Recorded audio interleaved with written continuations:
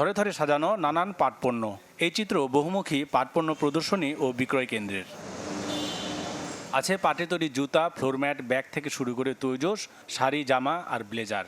সারা দেশের 28 জন উদ্যোক্তার পাঠানো বাহারি পাটপণ্য শোভা পাচ্ছে এই বিপণী বিতানে। দেশের ক্রেতাদের কাছে বিক্রির পাশাপাশি এখান থেকে নমুনা দেখিয়ে পাঠানো হয় বিশ্বের নানান দেশে। আমি একটা টিফিন ব্যাগ, একটা সাইড ব্যাগ, দুইটা সাইড ব্যাগ কিনছি, আছে একটা পার্স ব্যাগ, আর একটা কিনছি আছে ওই শোপিস কিনছি একটা। টোট ব্যাগ, লাঞ্চ ব্যাগ, বিভিন্ন ধরনের টপস, তারপরে আপনার ম্যাক্রামের কিছু ব্যাগ, তারপর হচ্ছে বাজারের ব্যাগ, চালের ব্যাগগুলো, এগুলো বিদেশে এক্সপোর্ট হয়। বাইরে আইসা ওরা আমাদেরকে প্রথমে স্যাম্পল পাঠায়। স্যাম্পল পাঠালে ওই স্যাম্পল অনুযায়ী আমরা স্যাম্পল করার পরে ওরা ওগুলো দেখা ওদের যদি পছন্দ হয় এবং গ্রেডে মিলে দেন তখন ওরা আমাদেরকে অর্ডার সাবমিট করে।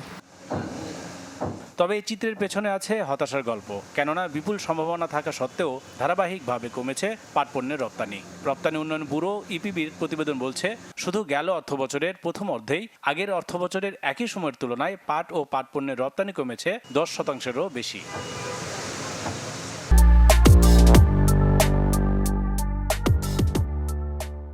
আলাদা মন্ত্রণালয় থাকার পরও এই দুর্দশার জন্য কোনো নীতিমালা না থাকাকে দায়ী করছেন সংশ্লিষ্টরা। পাশাপাশি পাটকলের আধুনিকায়ন জরুরি বলেও জানান তারা।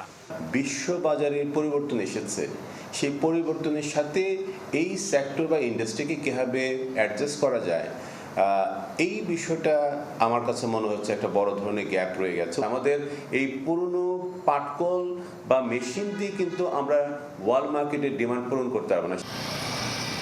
কোনো প্রকল্প হাতে নেই জানিয়ে এই বিষয়ে কথা বলতে রাজি হননি পাটকল কর্পোরেশনের চেয়ারম্যান। বাংলাদেশ বিনিয়োগ উন্নয়ন কর্তৃপক্ষের তথ্য অনুযায়ী আগামী 5 বছরের মধ্যে পাট পণ্যের রপ্তানি আয় $500 কোটি উন্নীত করা সম্ভব। রিজভী হাবিব, চ্যানেল 24, ঢাকা।